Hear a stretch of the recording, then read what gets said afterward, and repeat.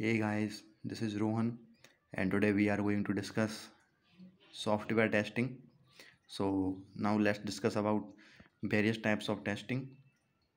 Let's first one. The first one is alpha testing. Alpha testing is, देखिए मैंने आपको यहाँ पे लिखा हुआ है, मैंने आपको ये नोट्स के रूप में एक तरीके से लिखा हुआ है।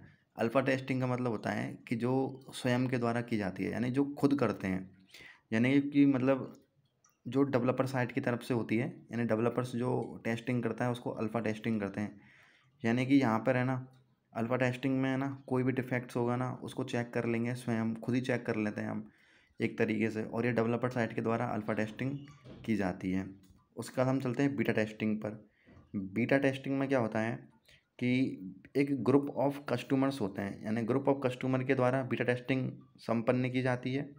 और बीटा टेस्टिंग में है ना, इसको मतलब यहाँ पे है ना, एक तरीके से कस्टमर का सेटिस्फेक्शन देखा जाता है। जैसे कि आपने मान लो कुछ मतलब मुझसे कोई चीज़ बनवाई या मुझसे कोई सॉफ्टवेयर बनवाया, और उसको अगर वो उस चीज़ को फॉलो नहीं करता है, मतलब आपने जैसे बोला और उस तरीके से वो नहीं है, तो वो व्यक्ति उस चीज़ को नहीं लेगा। अगर मान लो कि वो उसको, जैसे आपने मेरे को मतलब इसमें कस्टमर सेटिस्फेक्शन देखा जाता है कि कस्टमर हमारा कितना सेटिस्फाई है।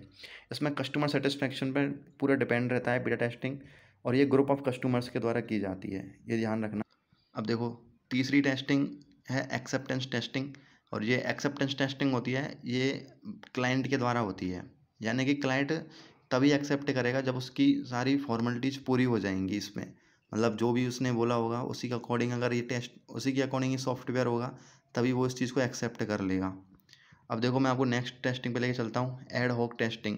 एड हॉक टेस्टिंग ये होती है कि मान लो एक एक ग्रुप है, उस ग्रुप में उस एड हॉक टेस्टिंग को कोई भी कर सकता है। जैसे उस ग्रुप है, ग्रुप में मान लो 7 लोग हैं, अब 7 लोग में से कोई भी इंडिविजुअली जाएगा और उसको टेस्टिंग को पूरी कर देगा, तो वो एड हॉक टेस्टिंग होती है।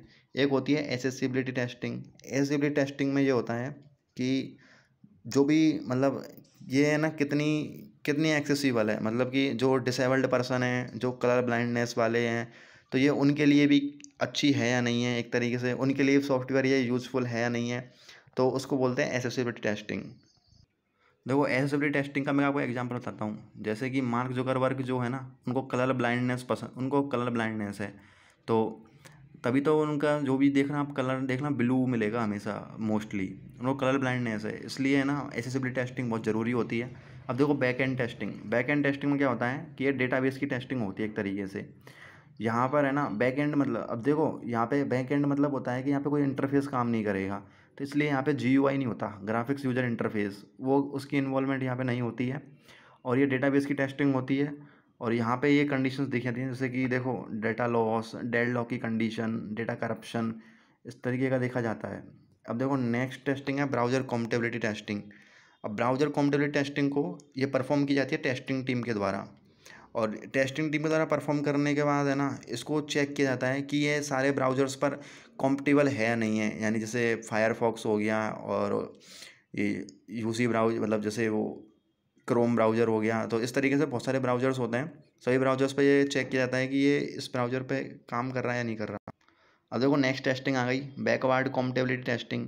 अब इस बैकवर्ड कॉम्पेटिबिलिटी टेस्टिंग में क्या होता है कि ये चेक किया जाता है कि हमारे जो पुराने वर्जन्स के जितने भी सॉफ्टवेयर हैं, या जितने भी हमारे पुराने वर्जन्स के जितने भी ब्राउज़र वगैरह हैं या जो भी है, तो उन पे ये कितना ज़्यादा वर्क कर रहा है। क्योंकि अब नए नए वाले के लिए तो हमने बना ही दिया है इसको, पर हम पुराने वाले का भी चेक करते हैं कि पुराने वाला कितना ज़्यादा इफेक्टिव, कितना ज़्यादा इफेक्ट करेगा ये पुराने वाले वर्जन को, उस पर काम करेगा नहीं करेगा, तो उसको बैकवर्ड कॉम्पेटिबिलिटी टेस्टिंग भी बोलते हैं।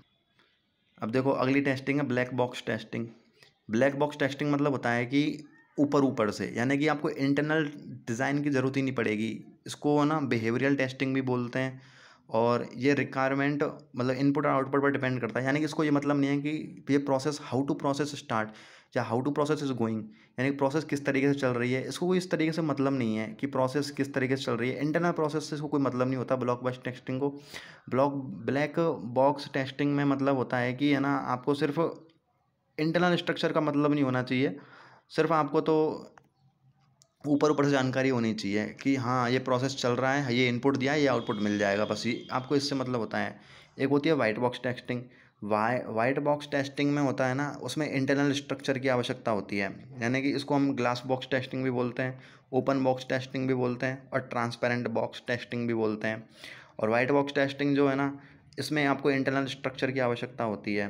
अब देखो, ये ब्लैक बॉक्स टेस्टिंग जो है ना, ये तो टेस्टर के द्वारा होती है, पर वाइट बॉक्स टेस्टिंग में ना आपको बहुत ज़्यादा मतलब नॉलेजेबल पर्सन की आवश्यकता होती है।